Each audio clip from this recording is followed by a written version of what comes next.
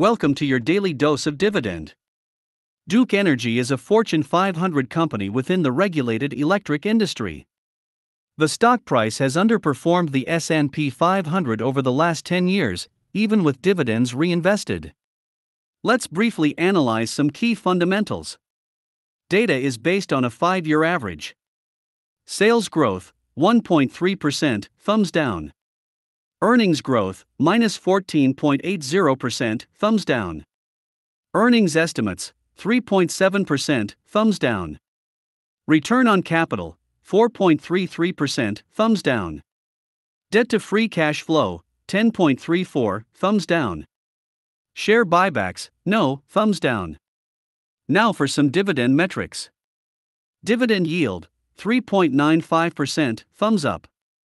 Payout ratio, 74.57%, thumbs down. Growth rate, 3.03%, thumbs down. Growth years, 10 years, thumbs up. 2 out of 10 thumbs up. Ouch. There are probably better options out there. You might want to reevaluate Duke Energy if you already own it in your dividend portfolio. Don't forget to subscribe and please come back tomorrow for another quick analysis.